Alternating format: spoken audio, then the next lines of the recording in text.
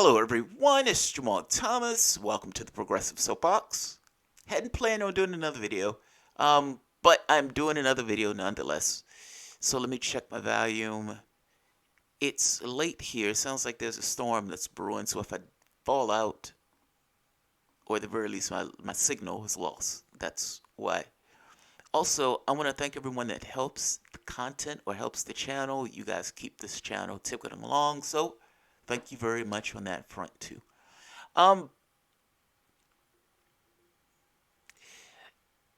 When I look at current politics, I'm looking at it through a particular context and a particular reference. I'm not looking at it as if the events are just now taking place. Like, oh my God, I can't believe that took place. That is never, ever, ever in the history of the world taken. I don't look at it through that lens. I look at it through the lens like anybody else. What do you know that has taken place prior, and how does it line up with what's taking place now?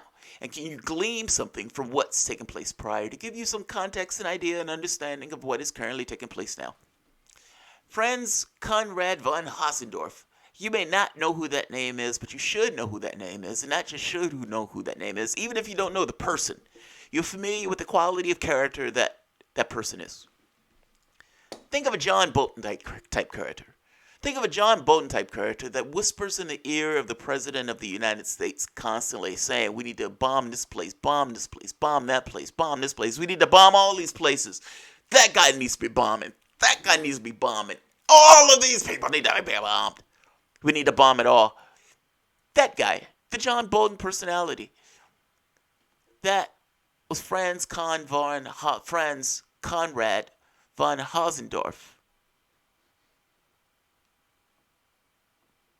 Before John Bolton. Or you could say that was John Bolton before John Bolton. With one catch. And maybe not one catch. We don't know yet. Imagine for a situation of John Bolton was whispering in somebody's ear, and John Bolton continuously advocated for war in every situation. We need to bomb, we need to bomb, we need to bomb, we need to bomb. But John Bolton was stopped because of this leader, this ruler. This ruler said, no, you're an idiot. No. And then the ruler gets shot. And then John Bolton now gets his chance to go bananas. That's essentially the start of World War I. Franz Conrad von Hotzendorf, you can make a case, was the start of World War I. He was the one who was advocating for war, I think like 30-something times over the course of the time he was in power. Or not in power, but whispering in the ear of Archduke Ferdinand. When Ferdinand was shot, this goofball gets what he wants from the standpoint of war, and he does it vociferously. And one of the things that he does is sends a letter of saying, here are ultimatums. Now, most of the ultimatums were agreed to by Serbia. The last few could not be. No country would. But that's what he wanted. It was a poison pill. He sent those ultimatums knowing full well that there were going to be certain items within the ultimatums that was not going to be lived up to, could not be lived up to because no nation state would allow it. But he did it knowing that he was going to create war. Now, Austria-Hungary knew that Serbia wasn't responsible for Archduke Ferdinand getting shot, but they used that as a pretext to attack. Something that von Hotzendorf wanted to do for the X number of years anyway. He knew that it didn't have anything to do with it. So what? So what? Hotzendorf's plan, his military strategy, was essentially attack the smaller nations and expand by attacking the smaller nations. He had preemptive war. It sounds a lot like the Bush Doctrine, with a slight difference in the way that he was going about it, meaning he was going to be more antagonistic from the standpoint of what he wanted to do to attack. But in the same way, or similar, very similar to the Bush Doctrine, we're going to attack whoever we want to attack to protect our borders and national security, they looked at it in a similar way. We are going to attack whoever we want to attack. Fortunately, the Archduke told them no. But the moment that Archduke Ferdinand died, when the 9/11 of that era took place, just like the George Bush using weapons of mass destruction, he used that similar trope of, well, I mean, We don't have a choice but to do this. I mean, Serbia is doing X, Y, Z, knowing full well that A, Serbia wasn't doing it, and B, knowing that he was using this as a pretext for a larger conflict, a conflict that he wanted anyway, that he'd been advocating for God knows how many years. I'm showing you the comparison between what's taking place in your current reality versus what's taking place back in I think it was like 12 or something. Let's take a look at this. There's a show that I love called Great War. And he goes from week to week, going with what took place, the major items of what took place in the war in that particular week, going out for the entirety of the war. It is an amazing, amazing show. I'm going to show part of this here, but you can always see the show itself. I'm going to put the link at the bottom of the show. I love this. I think it gives amazing context. If I am apoplectic at times when I'm looking at what's taking place in our current reality, it's because you can see the trends that took place then. And there's no point in me waiting for the day that Donald Trump blows something up where I'm like, whoa, look at what Donald Trump blew up, when I can look at exactly what he is doing and the type of temperament of the people he is bringing around him and realize that there's a problem here. And just like there was a problem then in the temperament and the behavior of this guy, Franz Hotzendorf, there's a problem with the people who are around Donald Trump. I don't have to wait till they blow something up. The President of the United States had talked about blowing up Venezuela, not because we were under threat, not because we were under attack. There were no barbarians at our gates. He wanted to blow up a country anyway. This is the Great War. I'm going to show this clip. It's short. I want to give you the personality that was there back then. And I think you would find a certain commonality with the goofballs that Trump have compared himself with. One in particular, John Bolton. Let's take a look at this. You'll remember this name because this guy, literally, you can make a case, was the start of World War I. Soon, he would take command of his 1st Infantry Regiment and put his innovations into practice. If you want to learn about Conrad's tactical ideas, go read his books. But suffice to say, he was listened to, and because he was especially diligent and always active, he stood out among his cohorts and came to the attention of Archduke Franz Ferdinand. Now, the Archduke favored organizing the army along the same lines as Conrad, and so he used his influence with Emperor Franz Joseph to have Conrad made Chief of Staff of the army in 1906. Thing is, his ideas were pretty controversial. For example, he wanted preemptive wars against both Serbia and Italy, which caused huge arguments between himself and the foreign minister Count Ehrenthal and even the emperor, and Conrad was eventually forced to resign in 1911. However, he was rehired to the same post in late 1912 and continued agitating for war, his list now including Romania. His general plan, and it was his plan throughout his career, was to fight off smaller countries before they would get the chance in allying with Russia and expand, expand, expand. Now, the foreign minister and the emperor both rejected this and supported a... Kind of sounds like NATO, right? Not fighting off per se, but the way those countries are being gobbled up and expanding around the Russian borders. That sounds a lot like NATO. Let's keep going though. Doesn't repeat, but it rhymes. A policy of peace. Conrad, though, was pretty mono-minded on the subject. In the year before World War I broke out, he petitioned the emperor to make war no fewer than 30 times.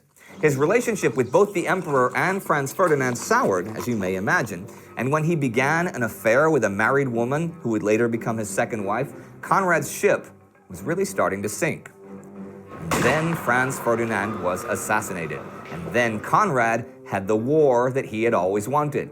But the imperial army had huge problems. In spite of Conrad's urging to innovate and organize, he did not think much at all of modern rapid-fire weaponry, and the empire had not spent nearly enough money on the army to modernize it in any case.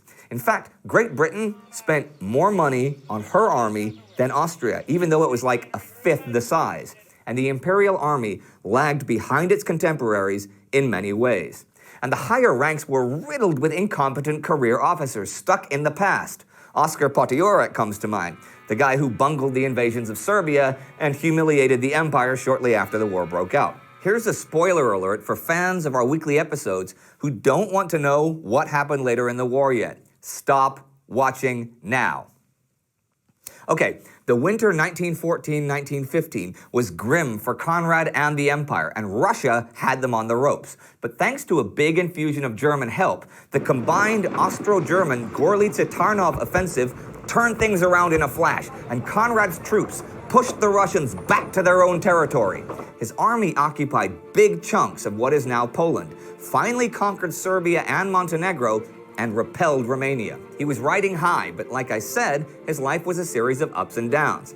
Now, Conrad supported annexation of Serbia and Montenegro, right? But the Hungarian part of the dual monarchy, Austro-Hungary, thought this would lead to a serious imbalance of power. Conrad, by this point, couldn't keep his big mouth shut. He alienated the emperor and his court. He suffered a new string of military setbacks. His relationship with his German allies deteriorated constantly, as did his relationship with his own troops, and the final straw was the death of the emperor in 1916. The new emperor, Karl I, had bluntly told Conrad before his ascension that the mismanagement of the army by the high command could not be fixed until Conrad was replaced. So the writing was on the wall. So even though Conrad was promoted to field marshal in November 1916, just after Karl's ascension to the throne, Karl himself took control of the army and navy combat units, and Conrad was dismissed as chief of staff March 1, 1917. He requested retirement, but the emperor instead put him in charge of one of the armies on the Italian front in the Tyrol. However, after the bloody failure of the Austrian springtime offensives against the Italians in 1918, Conrad was finally dismissed for good in July, with the entire empire condemning the army's leadership and associating Conrad with the war in a nation that mostly wanted peace by that point. After his dismissal, he was made a count by the emperor and placed in command of the royal guards in Vienna. So he was still honored officially, but post-war and post-collapse of the empire, he became a bitter and depressed man, denying any personal responsibility for the outbreak or outcome of the war, and blaming the imperial court for not listening to his ideas over the years. He retired in December 1918 and began to write his memoirs.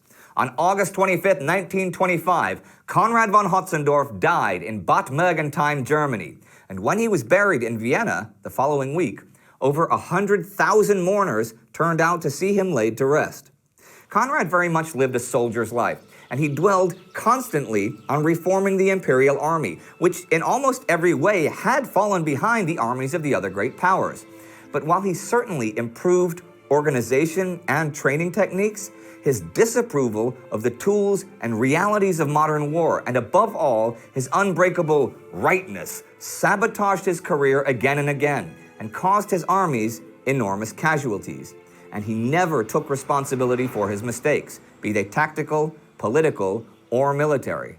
On the other hand, his written works, published in several languages, made him known and honored worldwide as a military expert.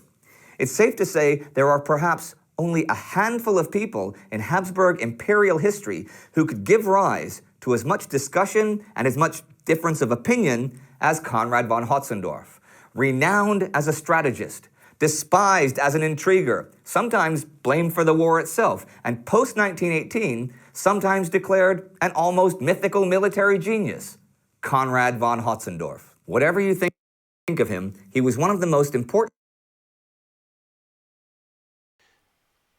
I think he's responsible for that war. That's what I think. Look, elements within a government, man. The funny part is, if you're looking at this purely from the standpoint of just a military type thing, of let's just take this. He's like a John Bolton character. He's like John Bolton before John Bolton. In this case, he had the ear of the president the moment that 9/11 took place, or in that case, the shooting of Franz Ferdinand. He was able to enact his particular plans. You must be very careful, man. You must be very careful. And saying a war would not break out is nonsense. None of these people ever wanted wars to break out. or at the very least, it's not something that people in general think that will break out, but it does. It happens. It happens. In World War One, many of those people were family. They were related. They were shocked as shit. They were in the middle of a war. So, just saying. This is a well done video, but it's somewhat superficial, and I need to see the references on what he says before we gave him credibility. Okay. All right. Fair enough. But everything I've said is absolutely true. It sounds like Kissinger doctrine in the Middle East. Yeah, it does, right? That's amazing. And in fact, Germany didn't want this war. Germany got blamed with the war, but Germany didn't want this war. I that guy had more to do with starting this war than probably anybody else associated with this war, including, I think, if I'm not mistaken, sending the I need to find a video, but sending the war thing itself, essentially initiating it. Prehistory of new systems only. We need to succeed in changing the world before imperialism destroys the future through climate change, disaster, or nuclear war. You know, the wild part about it, the Austrian Empire was looked at as an empire. It was supposed to be fucking huge. And in his mind, we can beat these little nations and absorb them because we're in a game for keeps against Russia. Now, what's taking place now from the standpoint of NATO, or what's taking place over the last 20, 30 years, has literally been the same doctrine, absorbing smaller countries to prevent Russia from getting those countries. It's amazing how this stuff has it. The similarities in the historical context is fascinating. It's utterly fascinating. All right. On Jamal's left is a picture of John Bolton preparing an invasion against Iran circa 1897. Colorized. If we could win any war, if we had an awesome mustache like that, who are you telling? Who are you telling? Unfortunately, that guy couldn't win a war. That guy was inept as a military commander, despite whatever he was writing in those books. And they were taking magnificent losses. Now, he himself would say, well, they didn't listen to my advice. And so I am blameless of this disaster. But if you look at the military campaigns, they were getting their ass handed to them. They were supposed to be this magnificent empire. They were fucking horrible in the battlefield. That's not a fake mustache. That's a real mustache. That's a real mustache. That's a real mustache. When I was in India, and I was in a tuk-tuk, being really pissed off by the cabbie who's in the tuk-tuk, bugging the shit out of me. And not necessarily feeling great. It was like 100 degrees, 100 or something. I'm in miserable health. And I just want to get to a new hotel. I just want an air-conditioned hotel. That's all I want. I just want an air-conditioned hotel. I'm feeling miserable. I just want to be somewhere. And this guy I have this hotel that I chose, that I picked, because that hotel was supposed to have air conditioning, and that hotel was supposed to be relatively decent, as opposed to the flea-bitten, infested with ants and animals that I have, insects that I've never seen before, in my other hotel. My other hotel that I was in India when I first got there, the bathroom was full of insects, literally full of insects. When I say full of insects, I mean the entirety of the door being covered with a layer of insects. You can see this as being a problem. I can't use the facilities in this bathroom. The bugs have essentially taken it over. I don't know what to do. I'm done. I lose. Humanity loses. So I decide I'm going to get another hotel. I am in bad health at this point. I've just been bungee jumping, and I had to climb back up the mountain. I didn't know I had to climb back up the mountain. I made it back up the mountain, but nevertheless, I was in dire straits or rough situation. So I get into the tuk-tuk, and the guy in the entirety of the tuk-tuk, he's telling me, I can take you to a better hotel. I have a hotel if you want to go to a hotel. I mean, I know hotels. And I'm like, no, dude, I'm good. Just take me to my hotel. And he pulls me to a hotel. He says, hey, here it is. And he says, this guy has a great deal for you at this hotel. Is this my hotel? No, that's not my hotel.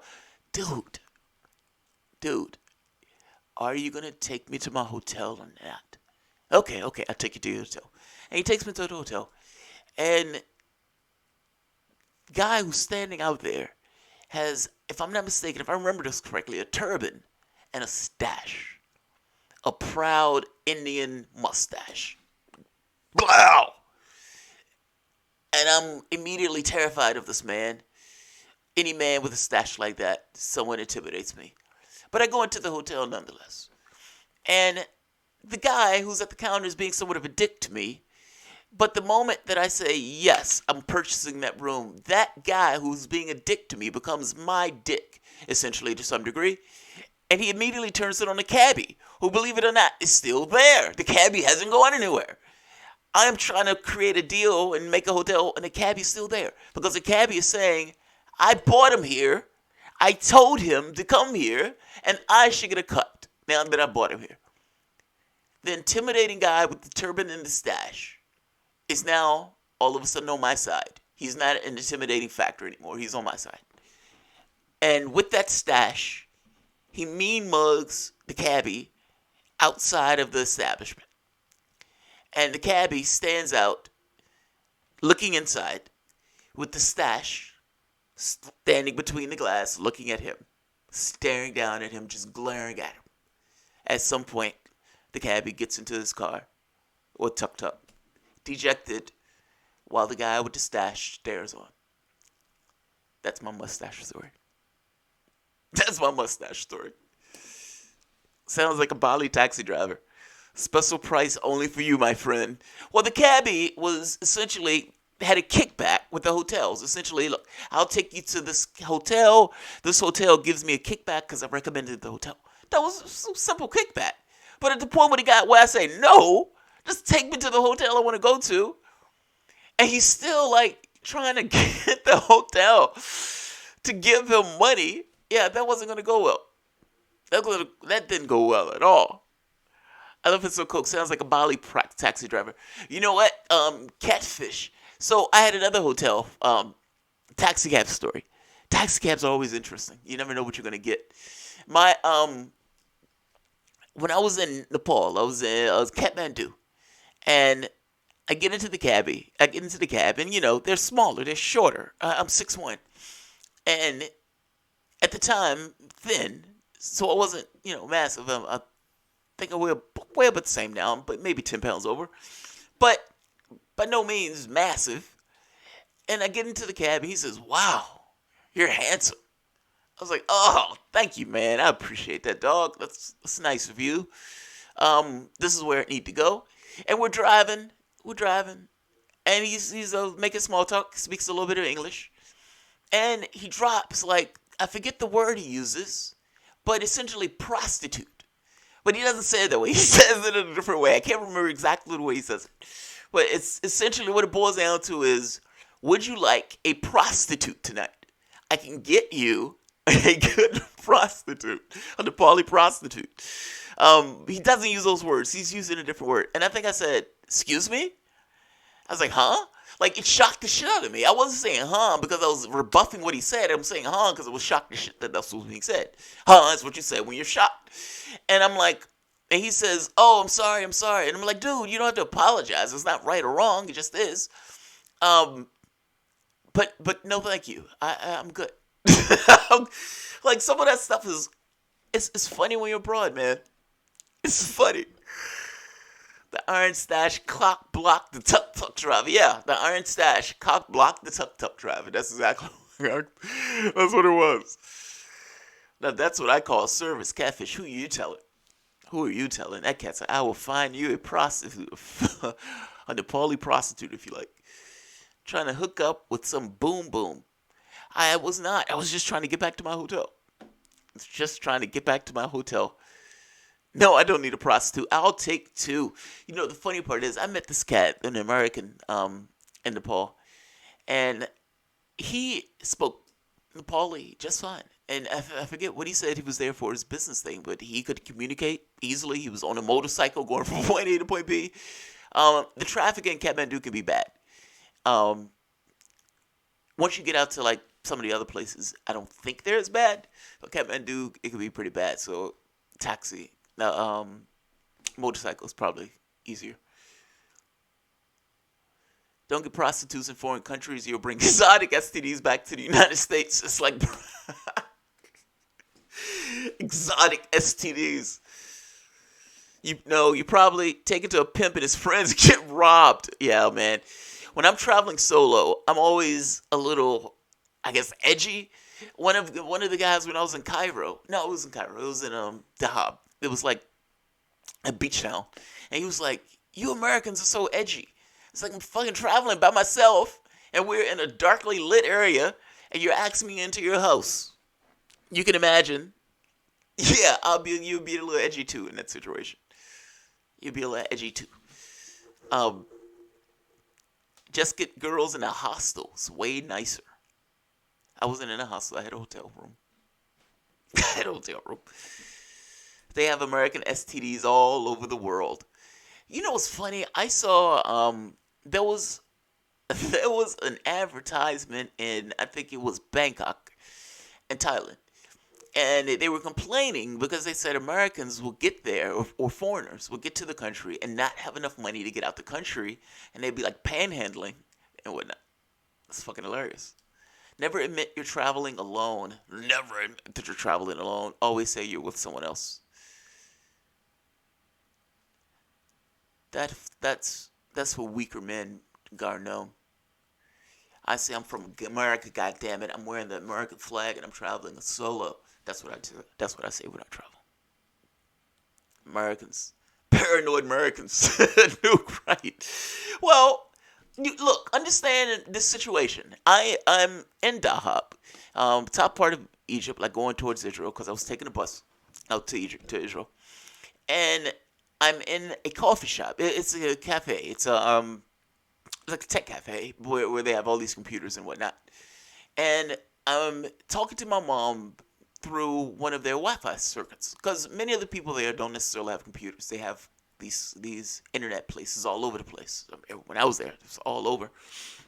And so you would see somebody there like watching porn, and you're like, oh, a little too much. Um, and for me, it was talking to my mom. I hadn't seen her. I hadn't talked to her, and I wasn't able to get Wi-Fi at the place that I was. And so the guy who owned the place, he walked by. He said, "That's your mom?" I said, "Yeah." He says, you have a beautiful mom." I was like, "Oh, thank you. That's nice."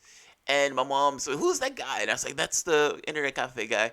And so him and I start talking to one another, and we're leaving. I think it's like 3 in the morning. And we're leaving out, and because I'm a chatterbox, just like I am here, and that chatterbox, for the most part, you're just talking to anybody in a foreign country, but human beings are remarkably similar. I mean, so it's not like they're not going to understand your experience in the same way that you're not going to understand theirs. And we're walking, and we're walking, and we're near his place because I'm, again, going to the bus stop early that morning, but we stopped near his place. And he's like, you hear the dogs barking, and it's pitch black. You can't see anything. Like it's like there are no lights. It's just pitch black. And he's like, "Hey, would you like to come in for some coffee or some tea?" I think he said. And I was like, "No, I'm good." And he was like, "You Americans, you guys are so edgy." It's like, it's 3 in the morning, dude. It's pitch black. I have no idea who you are. Um, and don't get me wrong. I'm an American in a Muslim country, and George Bush is the president of the United States. Yes, I'm slightly edgy. I'm slightly edgy. Willing to bite off a penis? Interesting fight strategy. I'm just gonna.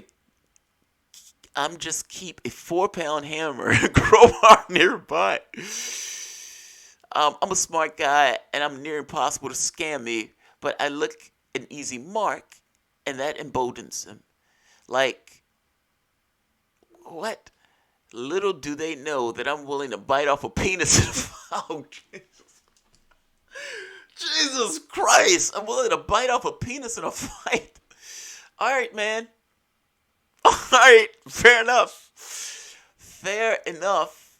Skip, I suppose anybody in a particular situation is willing to bite off a cock if they needed to get out of a situation. It's just, I respect your honesty. I respect your honesty. we'll just have Hannibal Lecter, Lawrence Bobbitt your ass, yo. Oh, that's fucking hilarious. That's fucking hilarious. That's not Queensberry rules. That's I'm near death. I'm doing whatever I need to do in order to get out this place. Oh, that's hilarious, Skip. That's hilarious. Penis biting is my first move. Right on, Skip. Right on. Right on, bro. Right on. Oh, you're dangerous. That's mighty dangerous. All right. I'm going to end this on that. Penis biting is my first move. That needs to be on the t-shirt. That needs to be on the t-shirt. I'm so weak I'd probably just have pepper spray or some shit. I have some jackass try to shake me down in agua prieta. Didn't work. Oh, same here. I wasn't. All right, story. I was in India. And as I was in India, and see, this is one of those things, I don't know if my perception of this is right, or if this is right as an absolute, if that makes sense. I don't know if my perception of this is off. And I've always been plagued by whether or not my perception of this is off, because I've threatened somebody. And I don't want to threaten somebody that didn't deserve to be threatened. I was in India. Like I said, I was not in the best of health in India. Like, I was bad off. Like couldn't keep food down. Throwing up constantly. Bad off. Couldn't get warm. That was the other thing. That was fucked up. I couldn't get warm. And I'm sitting in my hotel room, and the guy who helped me bring my bags in sees money on the counter. And it's change. It's like change from foreign countries. It's like just the excess that you end up with. It might have been like $1. It's even from the standpoint of Indian currency, it wasn't a huge amount. He just sees it, and he's like, "Can I get that?" And he doesn't speak English, but he makes it very clear that he wants that. Fine, man. I don't care. I just leave me to my devices. I'm tired. I don't care. So he takes it. He leaves.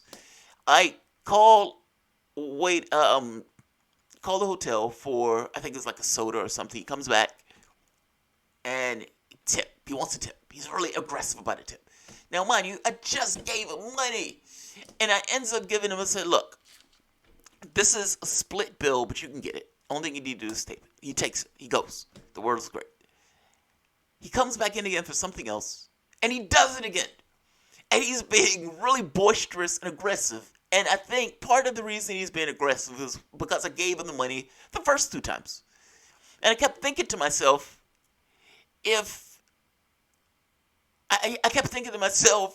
what if this is somebody's grandmother that's in this situation?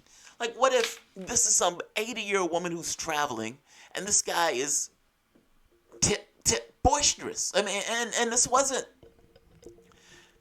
like a one-time thing. This was, on more than one occasion, he was boisterous about a tip.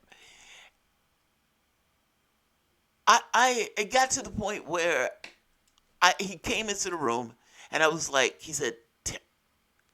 And I shut the door. And I said, "I gave you a 10. And he said, "It was ripped." I said, "But you're going to tie it together. Why did you even take it if it was a pointless bill? Like, if you believe that bill was pointless, why did you take it?" And he's backing away at this point. And I realize I'm being intimidating as I stand over him, kind of making this point of like, why do you continuously do this? Why are you continuously pushing in this way, this kind of aggressive posturing that seems to have started from just the very first time that allowed him to take the money off the table? He was terrified. He was terrified.